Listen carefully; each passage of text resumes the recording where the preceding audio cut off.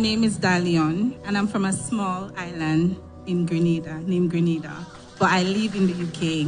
Thank you, Pastor Jerry, so much. I was introduced to NSPPD by my past co-worker. Her name is Sibyl. That's in the latter part of 2023. To be honest, when I first got the link and I clicked on, couldn't understand. So I kind of brushed off the link. But knowing Sibyl, she liked to discuss the testimonies, and I was kind of marveled at the testimonies she was discussing. So I was intrigued and I went back listening the testimonies and followed by prayer. So I stayed connected to NSPPD. I entered the UK in the latter part of 2019. However, I was detained by the Home Office in 2020.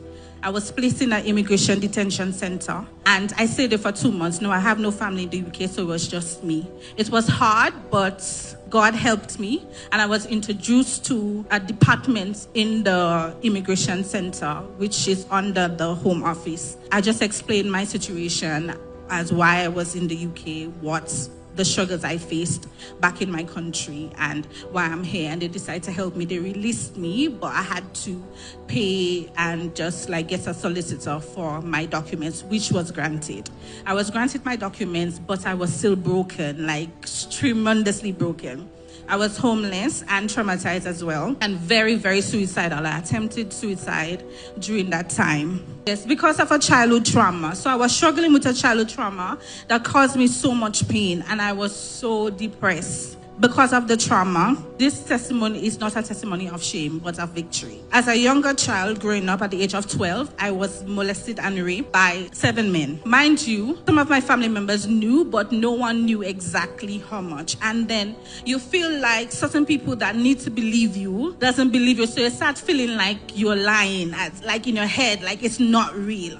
However, on February 17, 2025, at 6:52 a.m. I wanted to kill myself during that time, that day. But I connected to the altar on February 17, 2025 at 6:52 a.m. The first day of Furnace of Answers, 1 hour and 14 minutes and 36 seconds into the prayer, Papa mentioned my case. You've went through a trauma of being raped by 7 men, but El-roi sees you. He says you are mine. He says I have a glorious destiny ahead of you. I hear you reply, where were you? He said, today is your last day. You're planning to kill yourself. He said, for the Lord says, I should let you know. You may not understand this, but I will use you as a voice. For this happened because of a purpose that you have to fulfill in your generation. I am your God. For I know that this will turn to your salvation. Let it be your portion right now. This is the day you said you will end it. You are on this prayer to say your last prayer. You went through a trauma or being raped by 7 men.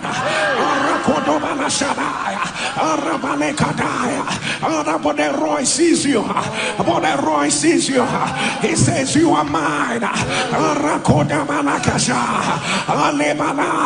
He says I have a glorious destiny ahead of you. But I hear you reply. You just screamed out. You just asked God, but where were you? Where were you? For the Lord said I should let you know. You may not understand this, but I will use you as a voice. For this happened because of a purpose that you have to fulfill in your generation. I am your God. For I know that this will turn to your salvation.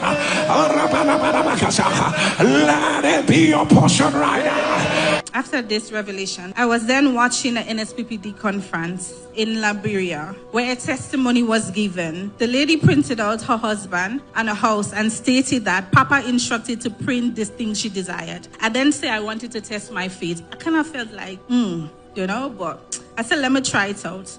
So I printed out a brain, because of my suicidal thoughts. It was very hard going to work smiling, and when you come back home, you're just so much in pain because of this. It happened when I was 12 years. Now I'm 32. I was struggling with this. So I printed out a brain for emotional stability, a key of a flat with the address of the flat, because I was staying with someone because I was homeless.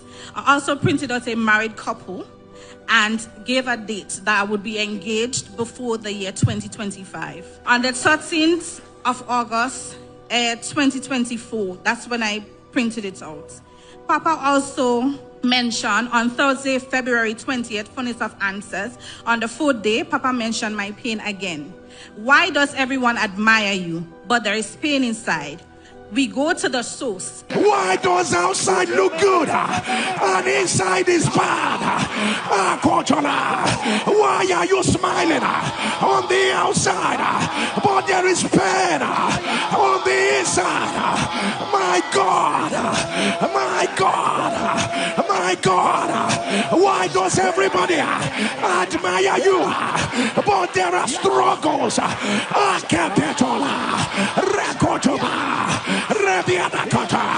Jesus, Jesus, arise with your new cruise, arise with your new cruise, arise with your new cruise. We go to the source, we go to the source, we go to the source, we go to the source, we go to the source. Right now, we announce, let it be reversed.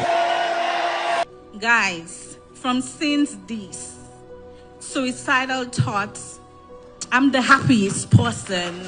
Like, how I look good, I feel good. I sleep, I'm no longer on antidepressant, I'm happy. On top of this, all wrong settlements, every single thing that I printed out. So 1, I was totally healed from the depression. 2, the flat that I printed out, I got it in December 2024. The other icing on the cake for me was, I now walk along with the immigration department. And now my big testimony. So let me reintroduce myself. I am Mrs. Kenneth Emubechuku Obi. God bless me with my own Odogu. My sweet Odogu. So we had our civil wedding on the 26th of March 2025. I prayed for an engagement, but I got a whole entire marriage. We had our white wedding on the 1st of November 2025. What God cannot do, what El-roi cannot do. And I just want to say to every broken young lady, don't matter how much broken you are, God knows you, He sees you. And don't let anybody stigmatize you. God says what you are. And you are the apple of His eye. Remember that. Thank you. Thank you, Papa.